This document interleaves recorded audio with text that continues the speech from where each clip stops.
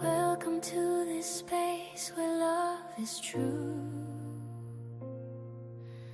Open hearts and minds, there's a place for you. Gather round together, let your spirit play. In this community, we'll find our way. Every soul a story, a journey to unfold, seeking out the wisdom, the truths of new and old. We release our fears, let the light shine bright. In the warmth of our spirit, we ignite the night. Arise, arise, through awareness we will grow, taking responsibility for what's mine, opens up the flow. Inspire living happens from the inside out, knowing spirit is all, washes away any doubt. Everyone evolves in their own perfect way. Let us hold hands as we proclaim.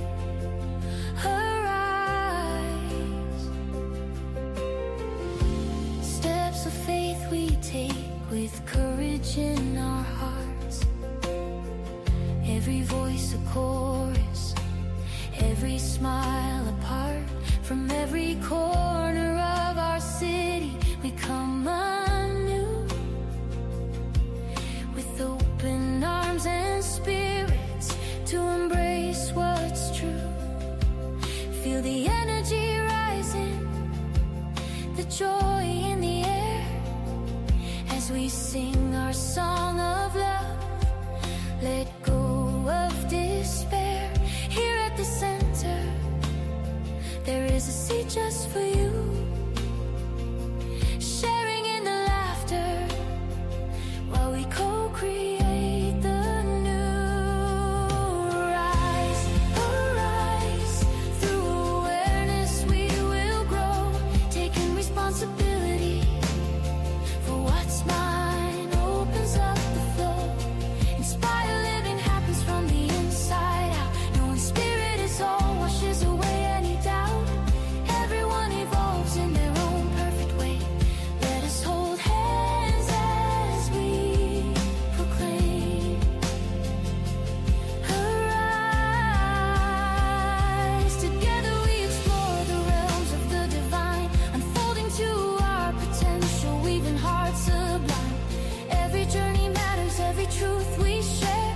We lift each other higher, showing how we care. So hold on to the vision, let your bliss lead the way. Live every single moment, let love fill your day. As we rise up together, a symphony of grace. Find the light within us, in the sacred space. So come one, come all, to this place of peace. In our unity, may your worries cease. With open hearts and open minds, let's embrace the call. Within the Center for Spiritual Living, there's a place for us all. Arise, arise, let spirit be your guide. Welcome to your spiritual home. It's so great to be alive.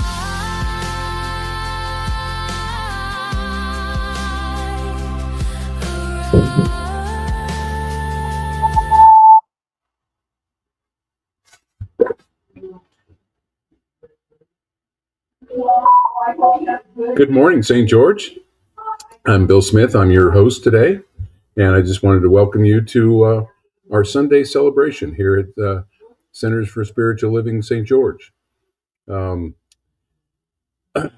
today our purpose, We use the term arise to describe our purpose, where the A stands for awareness, the R is for radical responsibility, I is for inside out living, S is for spirit is all there is, and the E is for everyone evolving.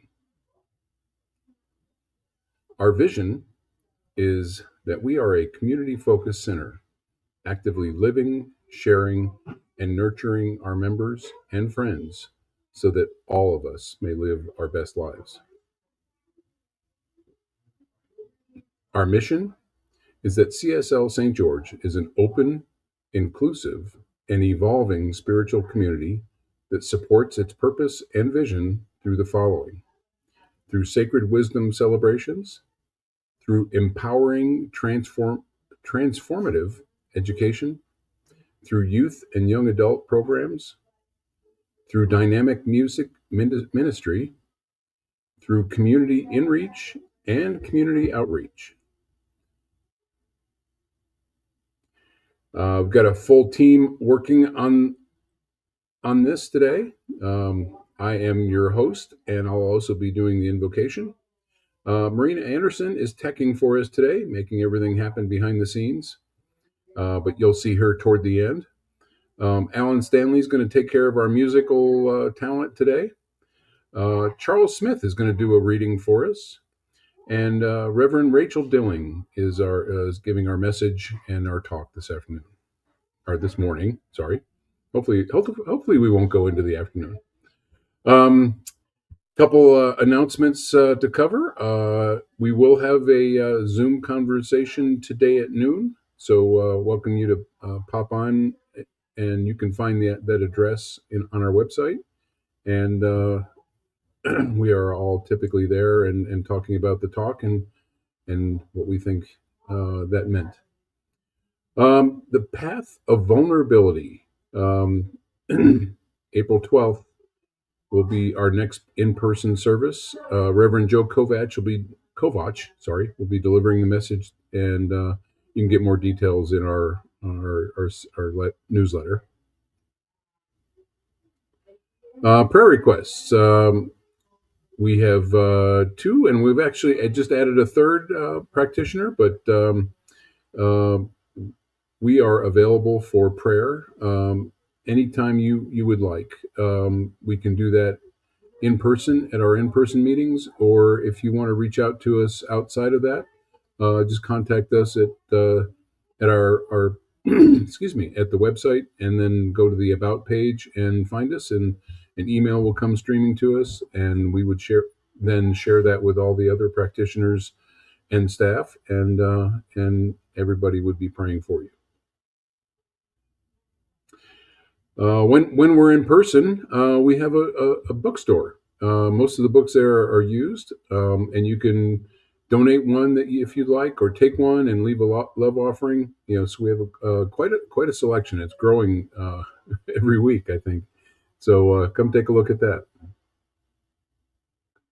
All right, and our practitioner Sue Fulmer has been leading the workshop series on Do You Speak Woo Woo, about near-death experiences, past lives, synchronicity, energy healing, things like that.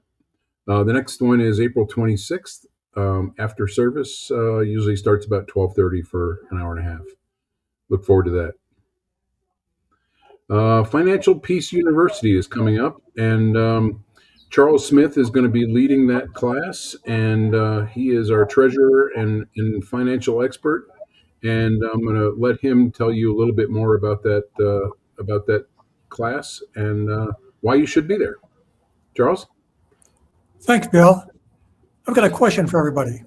How would you like to be a few $1,000s richer in just 90 days? Ramsey Solution, the company behind Financial Peace University, says that FPU students on average save about $2,700 and pay off $5,300 of debt in the first 90 days of taking the class. Most students go on to become totally debt-free within 2 years, often paying off as much as $50,000 to $80,000 in that time. They do this by budgeting, so they know where they want to spend every dollar instead of yielding to impulse purchases. Many couples report that their communication and relationship improves with the class because they eliminate their financial stress. You can have these benefits by joining the Financial Peace University class that our center is offering. We have 10 memberships available, offering the All Access membership for just $100 for the materials. That's the usual price of the basic membership. And we're going farther and offering a $10 discount to center members. So it's only $90. And each membership is for a whole household. So you only need one membership for yourself and your spouse or partner. Send me an email with any questions you have, or let me know that you want to join, and I'll send you a link to get started. I'll have the physical workbooks at the next in-person service. But if you won't be there, let me know and I can mail it out. Finally, I'd like to encourage you to invite your children or grandchildren to join too, because they can get the benefit of getting handled on their financial situation when they have plenty of time for their investments to grow before they would even begin thinking about retirement. So I hope to see a huge crowd Tuesday. It'll be the Tuesday after our annual meeting, 6 o'clock on Zoom. See you then. Thanks, Charles. I appreciate that. And looks like a pretty positive class. Core counseling applications are open. If you're interested, talk to somebody. There will be talk to somebody on the core council. Is what I meant to say. The member vote would be at the annual meeting, which is April 12th, coming up pretty quick. So if you have a desire to get in on the core council fund, go ahead and get an application and get signed up. As I just mentioned, our annual membership meeting is Sunday, April 12th, and you must be a member to vote, of course, but it'll be just after our in-person service on the 12th. And I am not going to sing this song, but I'm going to bring on Alan to do that for us. And he was there, and then he went away, and there he is. There's Alan. All right. I'm just like, sometimes I'm here, sometimes I'm not. Thanks, Bill. I'm here. And so is this Karen Drucker song. Please sing along.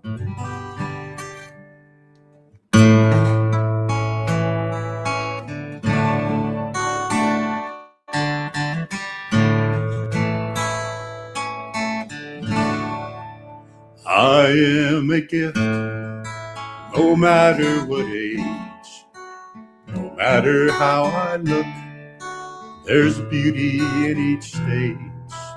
I am a gift, I promise every day. When I look in the mirror, I'll say, I am a gift.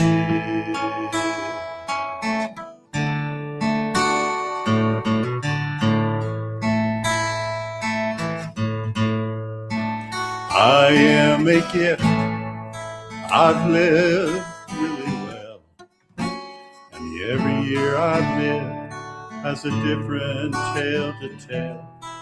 I made mistakes, I have some regrets, but I promise I'll never forget that I am a gift.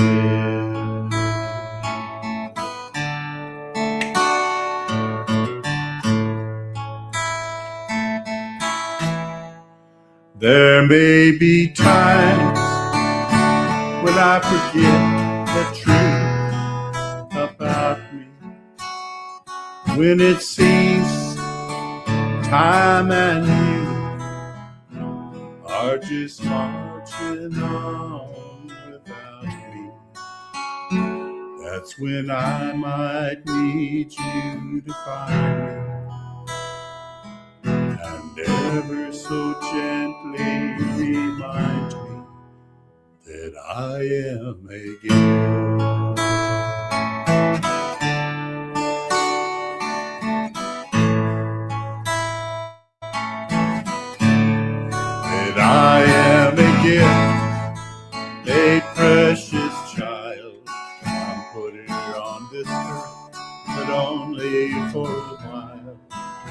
I make this vow, and I say it with love.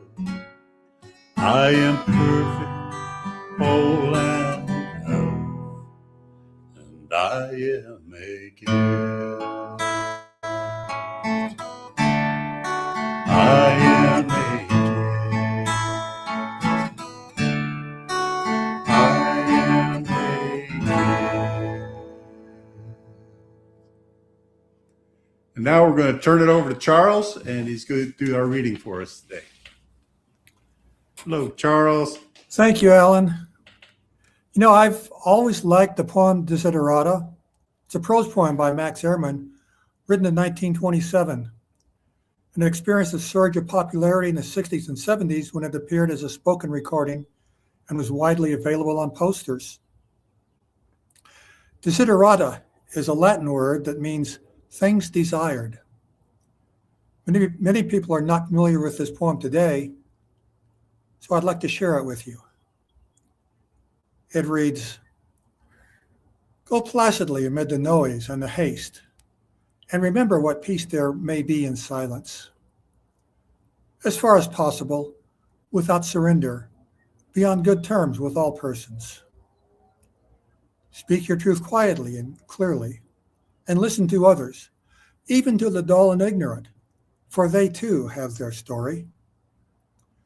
Avoid loud and aggressive persons. They are vexations to the spirit. If you compare yourself with others, you may become vain or bitter, for always there will be greater and lesser persons than yourself. Enjoy your achievements as well as your plans. Keep interested in your own career, however humble. It is a real possession in the changing fortunes of time. Exercise caution in your business affairs, for the world is full of trickery. But let this not blind you to what virtue there is.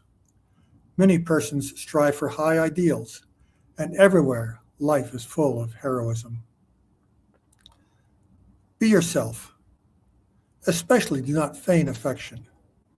Neither be cynical about love, for in the face of all aridity and disenchantment, it is as perennial as the grass.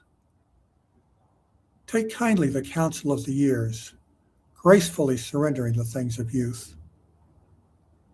Nurture strength of spirit to shield you in sudden misfortune, but do not distress yourself with dark imaginings. Many fears are born of fatigue and loneliness. Beyond a wholesome discipline, be gentle with yourself. You are a child of the universe, no less than the trees and the stars. You have a right to be here. And whether or not it is clear to you, no doubt the universe is unfolding as it should. Therefore, be at peace with God, whatever you conceive him to be, and whatever your labors and aspirations in the noisy confusion of life, keep peace in your soul. With all its sham, drudgery, and broken dreams, it is still a beautiful world. Be cheerful. Strive to be happy."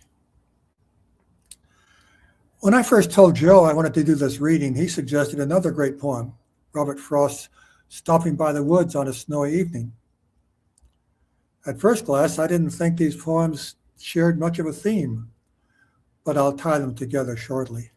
First, that poem, "Stopping by the Woods on a Snowy Evening." Whose woods these are, I think I know. His house is in the village, though. He will not see me stopping here to watch his woods fill up with snow. My little horse must think it queer to stop without a farmhouse near, between the woods and frozen lake, the darkest evening of the year.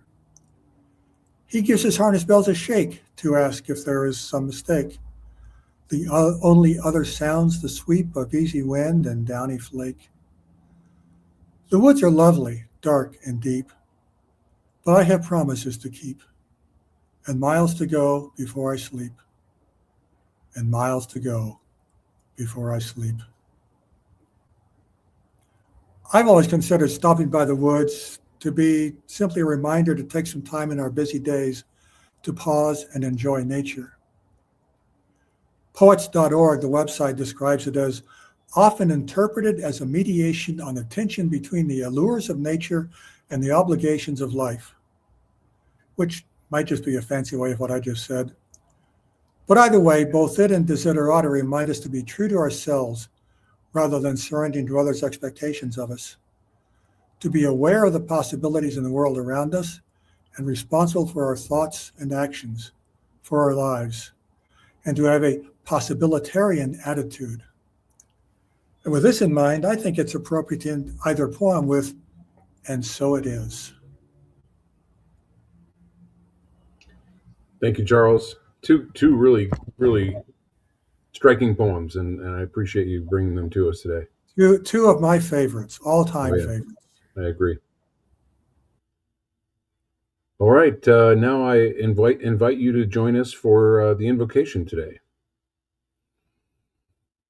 So as we explore this possibilitarianism and start asking what if, it's only appropriate that we recognize the presence of that one true power, the one true spirit, the one who creates life, who creates the what ifs, and creates all that is the answer to what is and what if. I know that I am one with this power. I am one with this force. I am one in the creation of those what ifs. And just as I know that I know that each and every one of us, by virtue of us all being one, is one with that force, with that power. So I know that today's exploration of what if takes us to places that I know that I would not have gone without this service, without this celebration, without the guidance from Reverend Rachael. I know that I will come away, as we all should, with that new clarity and a new vision of what could be and what being a possibilitarian really means. So it's with tremendous gratitude that I just say, let it be so, and so it is. So it is. And there's Alan back again. Wait, let me see if I got this right. Possibilitarian Ism. Okay. Yeah, go for it. That's a great word. I remember one time we were having a conversation about something here a while back, and I said something, and I said, I don't even know if that's a word. And then you said, well, it is now. It is now. You coined it. It is now. Yep. Yeah, I believe that.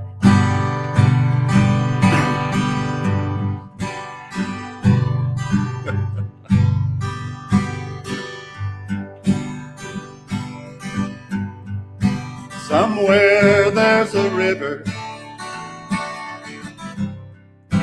looking for a stream. Somewhere there's a dreamer looking for a dream. Somewhere there's a drifter trying to find his way. Somewhere someone's waiting to hear somebody say, I believe in you. I can't even count the ways that I believe in you. All I want to do is help you to believe in you.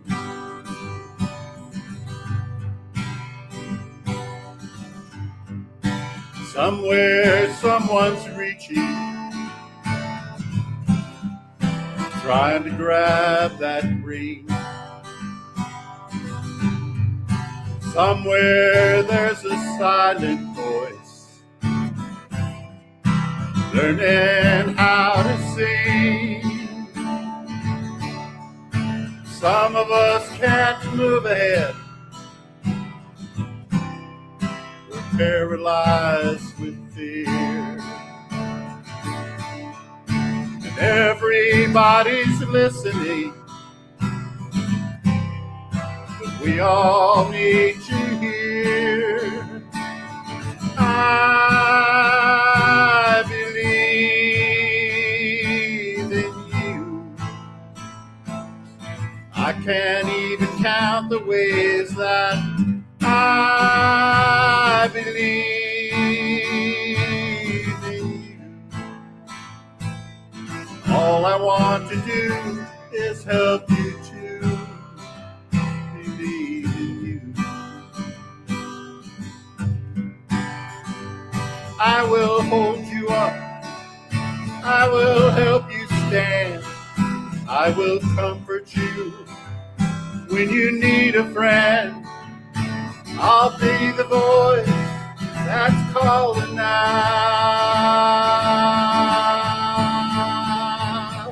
I believe in you. And there are just too many ways that I believe in you. What else can I do but believe in you? All I want to know is that you believe in you. Believe in you.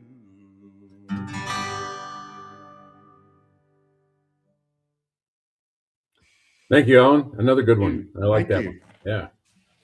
And now we're going to introduce Reverend Rachael Dilling to the screen, and and she is going to talk about a lot of things, I'm sure, but a lot about belief. So anyway, welcome, Yeah, Rachel. thank you, Bill. Absolutely. How do we say that word? Possibilitarian? Possibilitarianism. Yeah. I wouldn't have made that word up. It's great. But that's what we're talking about today, right? We're going to talk Right. about what does that mean and how do we use our imagination. Looking forward to it. Well, thank you. So we've been talking all month about what if, the imagination. What is the imagination? And I have been playing with the ideas all month. And so when I think of imagination, it's like it's the possibility. It's the what is possible. But imagination isn't necessarily a good or a bad thing, because we can imagine so many things in our brains that are good and bad. The what if game that we can play can lead us down a dark and scary path, as well as this crazy, beautiful, amazing life path. So do you remember in Star Trek, like the original one? And I remember when I was a kid, they'd walk up to the door and the doors would just automatically open for those individuals that are right there. And I remember being in awe of that. And now we can go to any grocery store and walk up and the doors just automatically open because of somebody's imagination. Or even, Will Robinson, right? With, I just lost the name of the show, but, Danger, Will Robinson.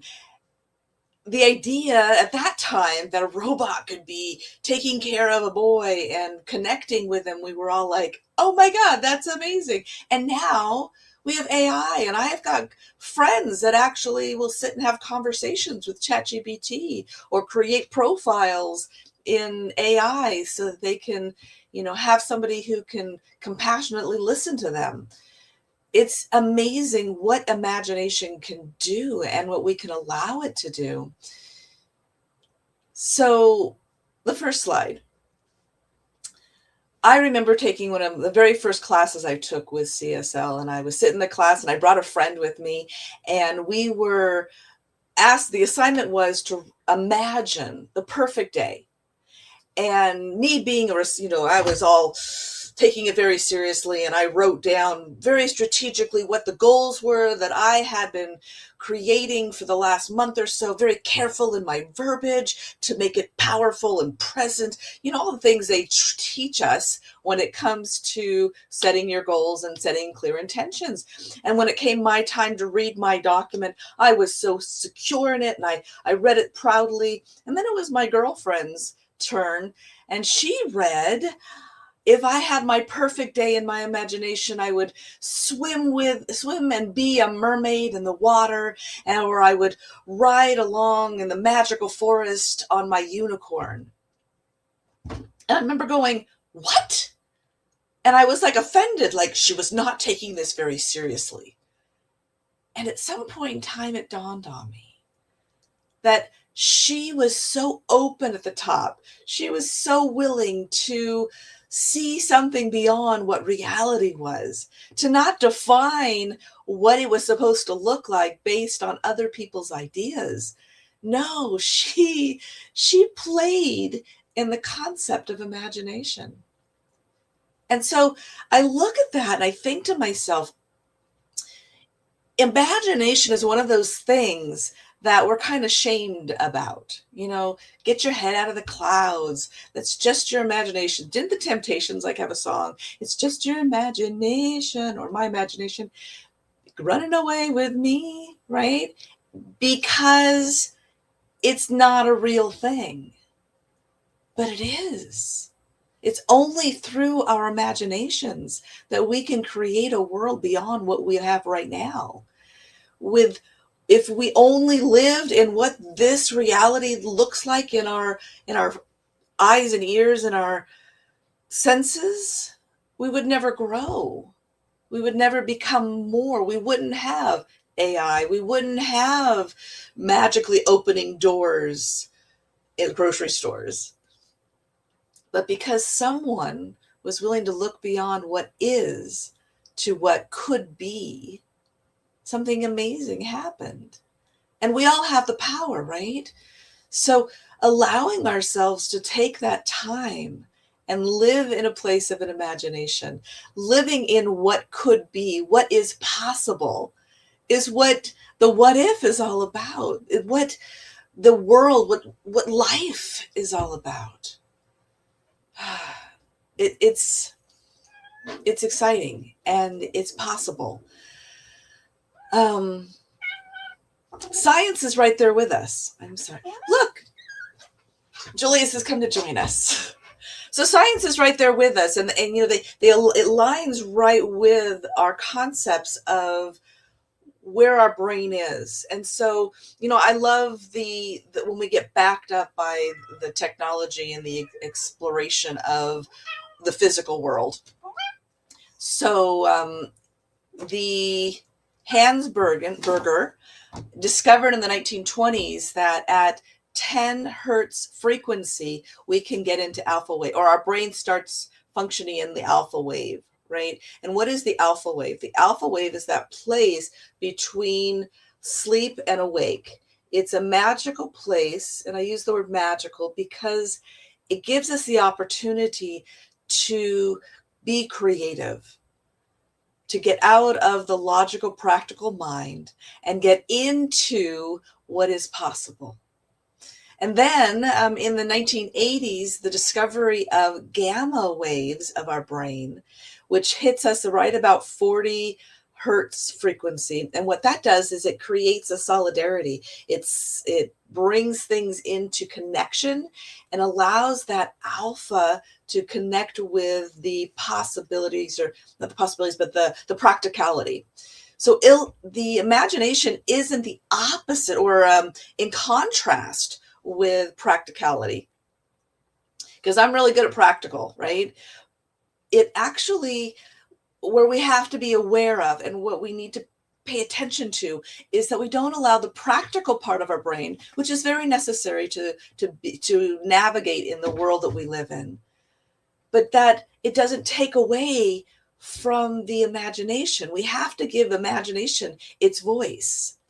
And so with the knowledge that we now have, we can actually go on to YouTube or wherever and pull up music that vibrates at the frequency of that 10 hertz and then into that 40 hertz. Now, if you've ever listened to 40 hertz, to me, in my little dyslexic brain, it's a little challenging because it's a bit disorienting for me.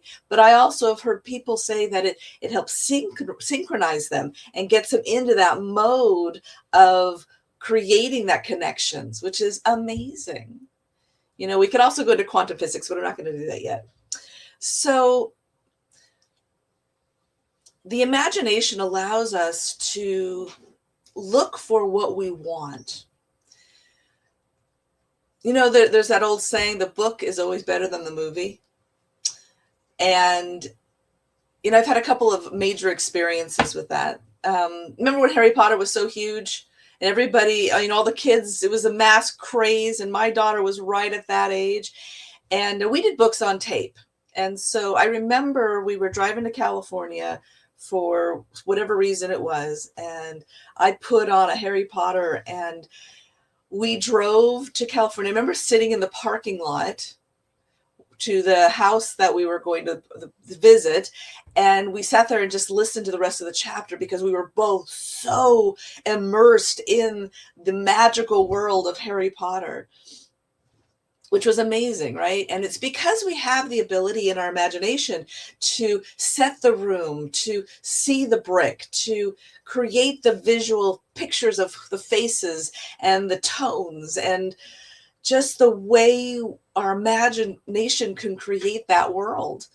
But then if you went and saw the movies, it was like, because now I'm no longer in charge of the nuances. I'm looking at that manifestation, that creation, that imagination through somebody else's lens. I'm accepting their version of what that reality is. And so I feel like that sometimes we play in that, right?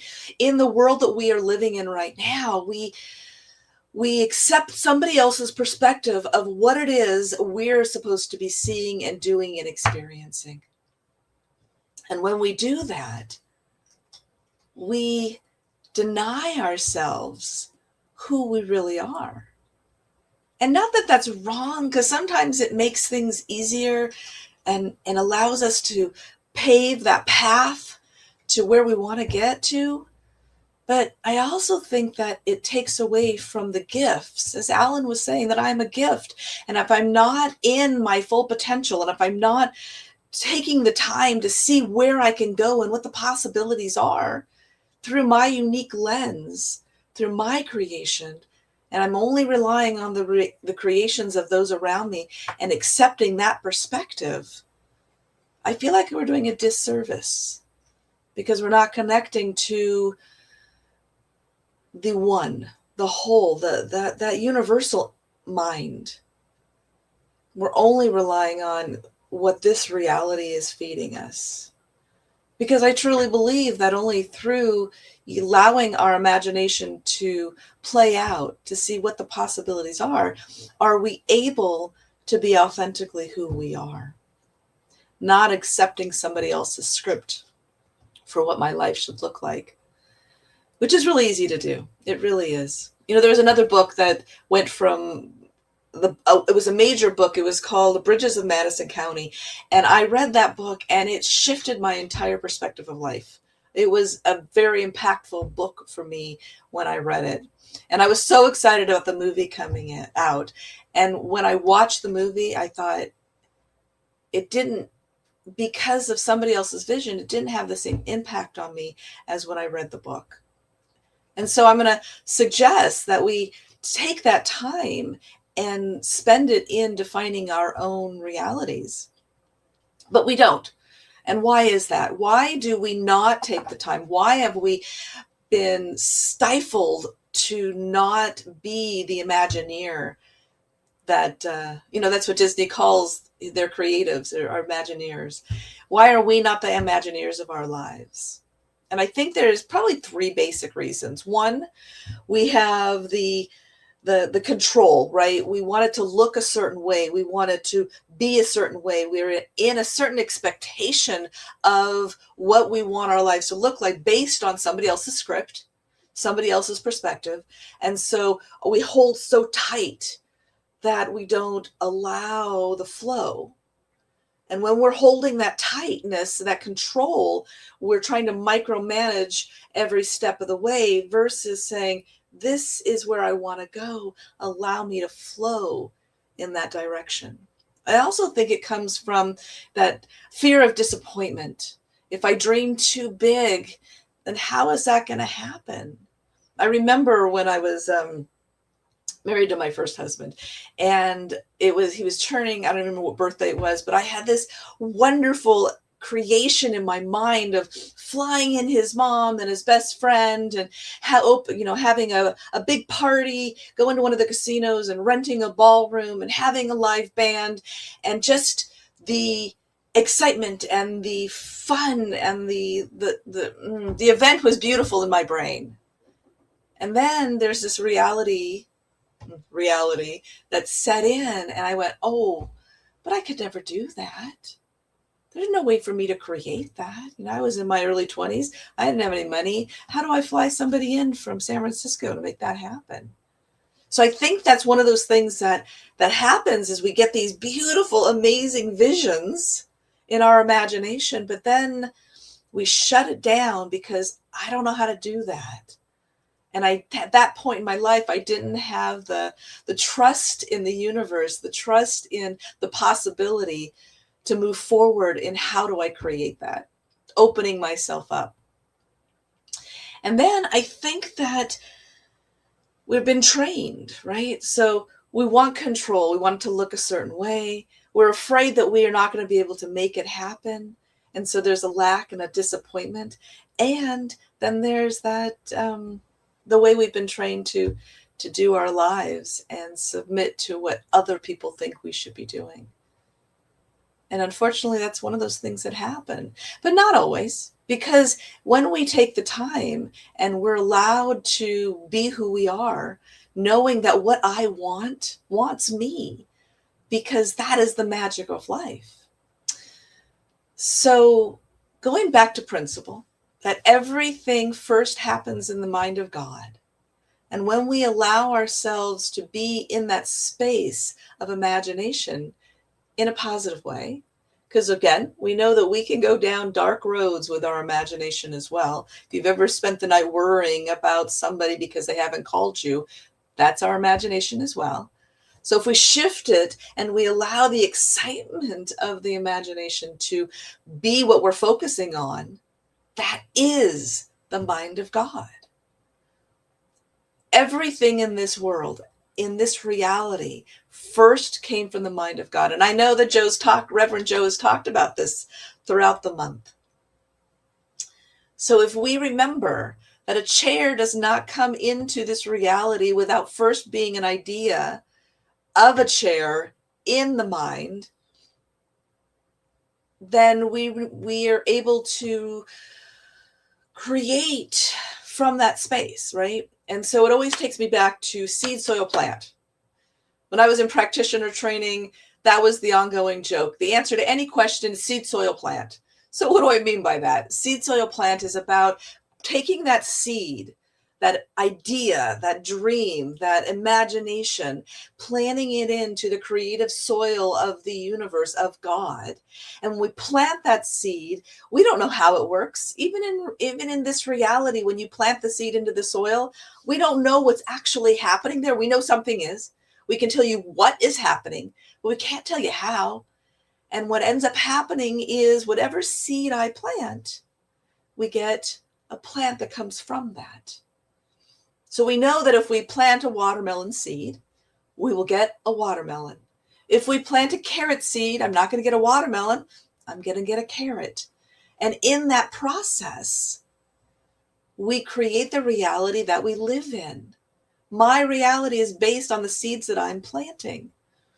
And so with the imagination, that is part of that developing what I want my seed to look like, what I want my seed to give me the results of.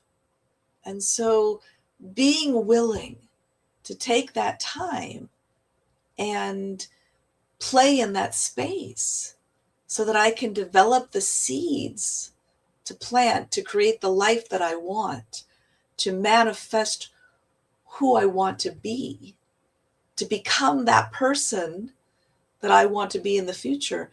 That's all through imagination, because it's allowing the source, God, the universe, to flow through us as us, because that's the whole point. The universe is having an experience through me.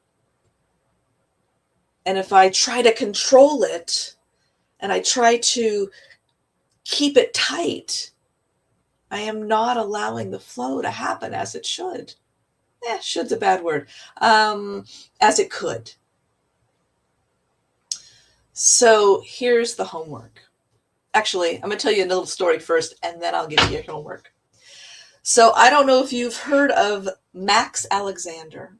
Max Alexander, I saw a little YouTube video about him, and he is a 10-year-old boy who is the youngest dress designer in the world. He's actually in the Guinness Book of World Records as the youngest designer to have a Paris show.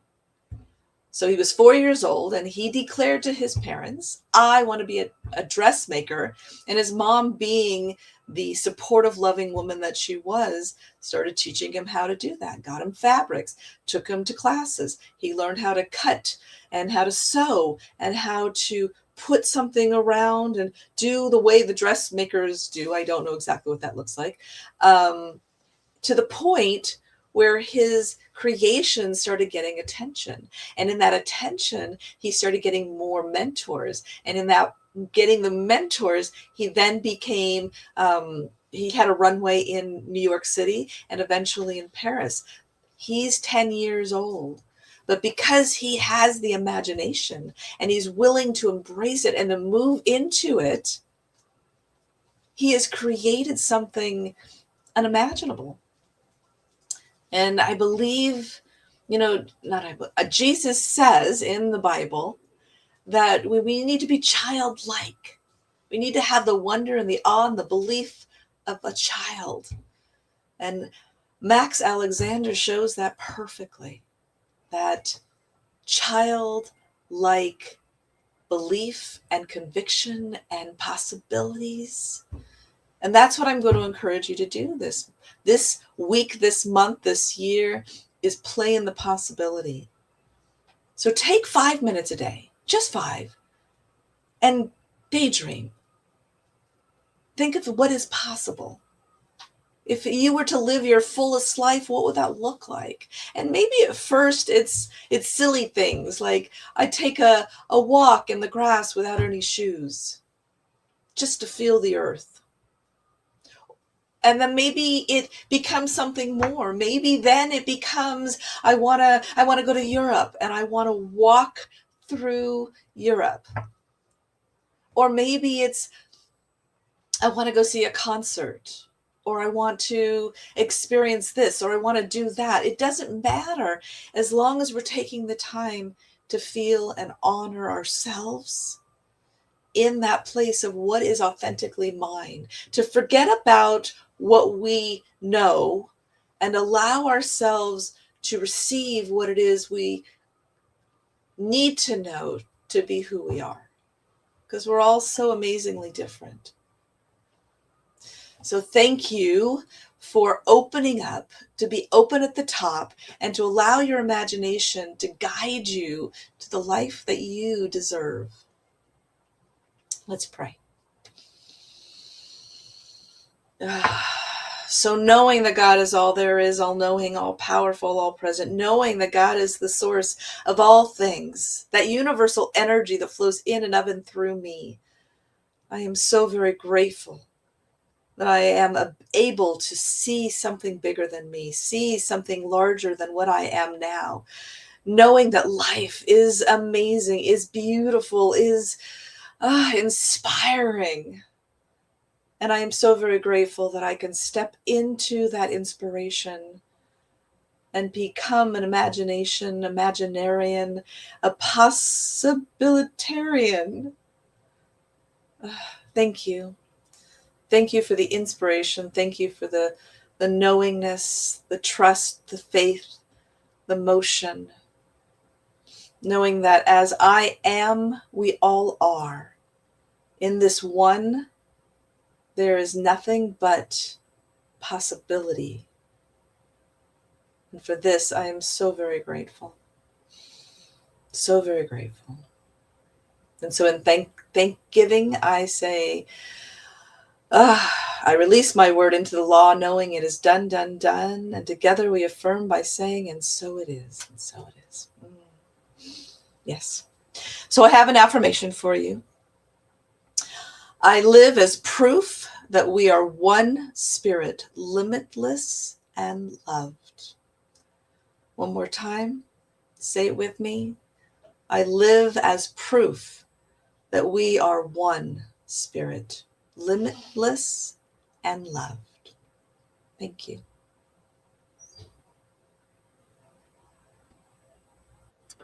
Thank you, Reverend Rachel. You're welcome. Possibilitarian. Possibilitarian, yes. Yeah, I got my badge. We Anyway, should totally make badges. I love that idea. we need some stinking badges. Yeah, We do. There was a lot of things that your talk just kind of flashed in my mind. I think even when you started with like your first or the beginnings in Science of Mind, how different we can imagine what we want, and how important that is to let that imagination grow and ask what if. And so thank you so much. My pleasure. Thank you. Are you going to be available on Zoom afterwards? Yes, today? I will join. Okay, Yes. awesome. I'll see you there. Looking forward to it.